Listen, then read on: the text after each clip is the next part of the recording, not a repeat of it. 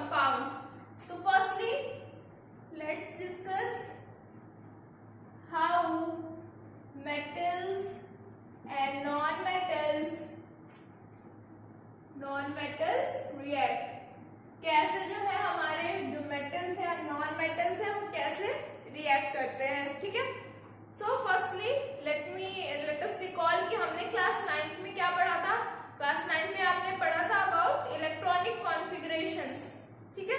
Electronic configuration जिसमें कि हमारे क्या थे KLM शेल्स थे, हम उसका इलेक्ट्रॉनिक कॉन्फ़िगरेशन करते थे जो भी मेटल या नॉन मेटल जो भी हमारे पास एलिमेंट्स हो। फाइन, तो हम देखेंगे यहाँ पे एक एग्जांपल लेंगे, जैसे कि सोडियम है हमारे पास, ठीक है। सोडियम इट इज 11, तो it is K shell KLMN, ठीक है। तो हम लेते हैं, तो हमारे पास क्या है, हमने क्या पढ़ा था, मतलब कि जो हमारे नोबल गैसेस हैं वो क्या होते हैं, बहुत ही लीस्ट रिएक्टिव होते हैं या फिर रिएक्ट नहीं करते हैं। तो हम लोग रिएक्टिविटी के बेसिस पे बताते हैं, मतलब जो हमारे कंपाउंड्स हैं एटम्स हैं, ठीक है। तो हम इनको डिफाइन करेंगे वो क्यों नोबल गैसेस रिएक्ट नहीं करते, बिकॉज दे आर मतलब कि उनके जो सेल्स हैं वो फुल्ली मतलब कंप्लीट होता है, ठीक है, स्टेबल फॉर्म में होते हैं वो। तो यहाँ पे हम देखेंगे जैसे हमारे पास सोडियम है, सोडियम का इलेक्ट्रॉनिक कॉन्फ़िगरेशन हो जाएगा 2 8 and 1, ठीक है। तो यहाँ पे क्या है, हमने अगर K सेल में अगर ये 2 है फिर तो ये पूरा कंप्लीटली हम इसे क्या कहते हैं कि it is in stable form. L8 हो और M, ठीक है, M8। तो हम इसको जब करेंगे, इसको जब हम करेंगे 2 8 1 है, तो हम यहाँ पे क्या दिख रहे हैं कि M जो हमारा है यहाँ पे इसके पास एक इलेक्ट्रॉन है, तो ये क्या करेगा, ये अभी अनस्टेबल है। अगर ये क्या किया, अगर इसने एक डोनेट कर दिया, ठीक है, 1 अगर एक इलेक्ट्रॉन डोनेट कर देगा तो इसके लास्ट सेल में कितने इलेक्ट्रॉन्स बचेंगे, इट विल बी 8।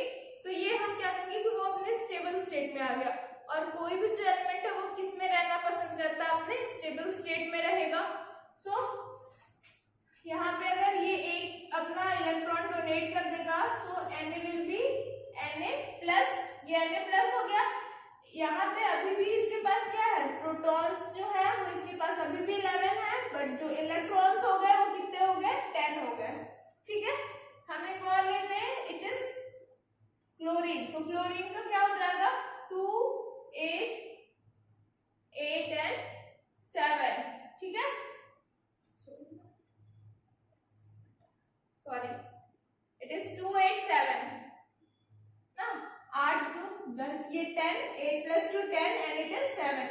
तो हमारे पास क्लोरीन कितना हो गया 17, 2 8 7। तो यहाँ पे आप देख सकते हैं कि ये लास्ट सेल में कितने इलेक्ट्रॉन्स है, इट है 7 इलेक्ट्रॉन्स। तो अगर हम ये कहीं से भी एक इलेक्ट्रॉन गेन कर लेगा तो वो किस फॉर्म में आ जाएगा, वो स्टेबल हो जाएगा, ठीक है। और कोई भी एलिमेंट जो है वो अपने स्टेबल फॉर्म में मतलब स्टेबल फॉर्म में रहना पसंद करेगा।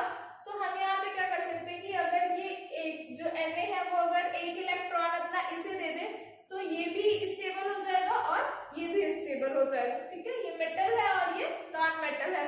तो यहाँ पे क्या होगा, वो उसको डोनेट कर देगा एक इलेक्ट्रॉन, कैसे, जैसे हमारे पास Na है, ठीक है, इसके पास ये लास्ट सेल में कितने इलेक्ट्रॉन्स है, एक है, हम एक भी नोट कर रहे हैं। यहाँ पे Cl है, इसके पास कितने हैं 7 है ना, 1 2 3 4 5 6 and 7, ठीक है, 7 है। तो अगर ये अपना एक इसे डोनेट कर दे यहाँ पे तो ये क्या हो जाएगा, ये भी स्टेबल और ये भी स्टेबल। तो हमें यहाँ पे क्या मिल जाएगा NaCl, ठीक है। और ये NaCl जो है ये क्या है, ये हम कोई मतलब ये कोई मॉलिक्यूल फॉर्म नहीं करता है, ठीक है।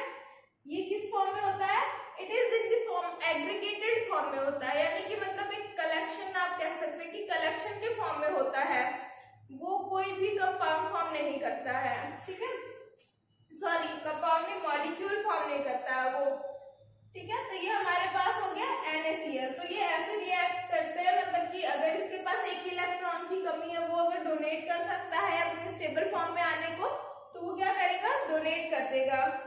हम एक और एग्जांपल देख लेते हैं, MgCl।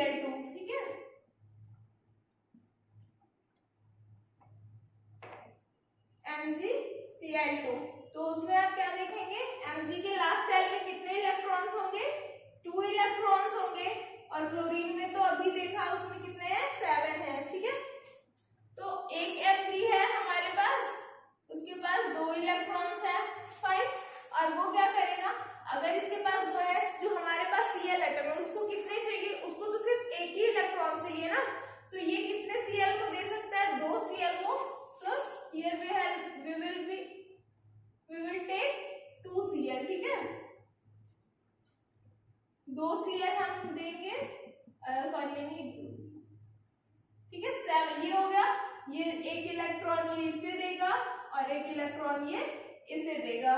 तो हमारे पास क्या बनेगा, MgCl2, ये हो जाएगा, ठीक है। तो इस तरीके से ये कंपाउंड फॉर्म कर रहे हैं, कैसे, किसी को जिसको डोनेट करना, मतलब अपने स्टेबल फॉर्म में आने के लिए कुछ जो है वो डोनेट कर रहे हैं और कुछ जो वो एक्सेप्ट कर रहे हैं। तो यहाँ पे जैसे हमारे पास Mg है, ये क्या कर रहा है, it is donating the electron, और Cl क्या कर रहे हैं, दे आर एक्सेप्टिंग, ठीक है। तो हमारा जो फॉर्मूला हो गया वो क्या हो गया, MgCl2।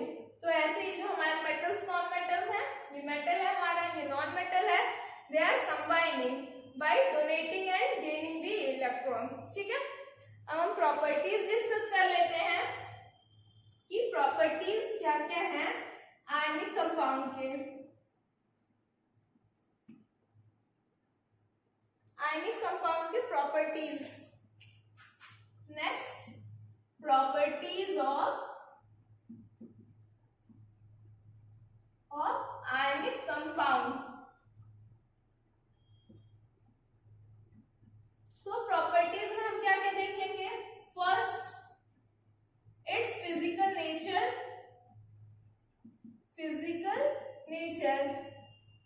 ठीक है। Second we will see about the boiling and melting point and melting point. Third solubility, next D part में हम डिस्कस करेंगे about conduction of electricity.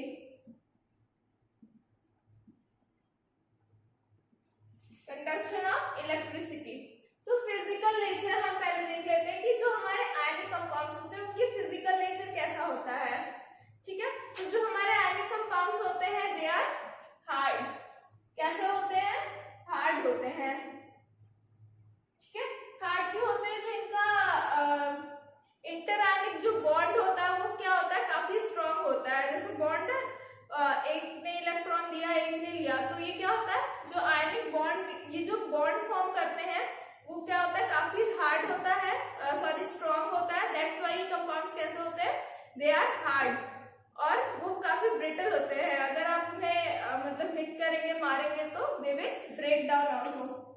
Next is boiling and melting point. तो अभी मैंने बताया कि उनकी जो, देखिए जो इंटर बॉन्डिंग होती है ना, जो उनके में बॉन्डिंग होती है, इंटरमॉलिक्यूलर बॉन्डिंग आप कह सकते हैं, तो वो क्या होगा, वो काफी स्ट्रांग होगा। स्ट्रांग होता है इसलिए उसे ब्रेक करने के लिए जो हमारा, जैसे बॉइलिंग कर रहे हैं तो we will need more heat ना, ज्यादा हीट चाहिए होगा, तो मेल्टिंग और बॉइलिंग पॉइंट वो ज्यादा होता है, ठीक है। दैट्स व्हाई इसकी मेल्टिंग और बॉइलिंग पॉइंट क्या होते हैं, दे आर हाई, ठीक है। सॉल्युबिलिटी देखेंगे अब कि सॉल्युबिलिटी क्या है। तो सॉल्युबिलिटी उनकी कैसी होती है कि जो हमारे कंपाउंड्स होते हैं, आयनिक कंपाउंड्स होते हैं, दे आर सॉल्युबल ठीक है, इन वाटर। ये सॉल्युबल होते हैं वाटर में, but insoluble in, this is solvents, insoluble in solvents like kerosene and etcetera. जो भी और होते हैं, अल्कोहल भी होगा। तो हमारी जो आयनिक कंपाउंड्स होते हैं वो किसमें सॉल्युबल होते हैं, they are mostly soluble in water and insoluble in the solvents like kerosene and alcohol. तो वाटर में वो जब आप कंपाउंड्स को डालते हैं, आयनिक कंपाउंड्स को, तो वो क्या होते हैं, अपने आयंस में ब्रेक हो जाते हैं, ठीक है, ब्रेक हो जाता है। और तभी क्या होता है, कंडक्शन ऑफ इलेक्ट्रिसिटी। कैसे होता है कंडक्शन ऑफ इलेक्ट्रिसिटी, के लिए हमें क्या चाहिए कि अगर वो एक्वस फॉर्म में है, मतलब सॉल्यूशन है हमारे पास आयनिक कंपाउंड्स के, तो क्या होंगे, इलेक्ट्रिसिटी कंडक्ट करने के लिए सबसे ज्यादा जरूरी क्या है, the movement of the charges, ठीक है, या आयंस कह लेंगे। आयंस की मूवमेंट से क्या होगा, इलेक्ट्रिसिटी प्रोड्यूस होगी। तो जब क्या होता है, ये सॉल्युबल होते हैं वाटर में, इसीलिए क्या होते हैं, सॉल्युबल होंगे, वो ब्रेक होंगे अपने आयंस के फॉर्म में, और फिर क्या होंगे, उनके मूवमेंट होंगे जब हम पास करेंगे उससे करंट, ठीक है। तो ये क्या होगा, conduction of electricity, they conduct electricity. Fine. और क्या होता है? They do not conduct in solid form. ठीक है, सॉलिड फॉर्म में कंडक्ट नहीं करते। क्यों? क्योंकि देखा आपने कि दे आर हार्ड, तो जो मूवमेंट होता है आयंस का वो नहीं हो पाएगा। That's why they do not conduct in solid form, but they conduct in molten form. ठीक है, वो किसमें कंडक्ट करते हैं? मोल्टेन फॉर्म में कंडक्ट करेंगे। सो हमारे पास ये 4 प्रॉपर्टीज हो गई। आप याद रखेंगे फिजिकल नेचर, इसका boiling and melting point, solubility and conduction of electricity. तो सब बॉन्डिंग पे ही डिपेंड कर रहा है कि जो बॉन्डिंग होती है उनकी वो स्ट्रांग होती है, इसलिए क्या हो गया? पहला हो गया कि वो कैसे होते हैं? हार्ड होते हैं। दूसरा क्या है? बॉन्डिंग उनके बीच की कैसी होती है? स्ट्रांग होती है, तो बॉइलिंग और मेल्टिंग पॉइंट भी हाई हो जाएगा। ठीक है, you will require more heat to break the bond ना, ओवरकम करना पड़ेगा उसे। सॉल्युबिलिटी, तो सॉल्युबल होते हैं वाटर में और आयंस में, फिर वो ब्रेक हो जाते हैं और ये क्या होता है? कंडक्शन ऑफ इलेक्ट्रिसिटी होता है। But they do not conduct in solid form and they conduct in molten form. Fine. In our next video, we will discuss about the concentration of ore ना, and extraction also. कैसे ore क्या होता है? First we will know ore क्या होता है, उसको कैसे extract करते हैं, उससे metals जो है, हमारे materials जो है वो हम कैसे extract करते हैं. Okay, thank you.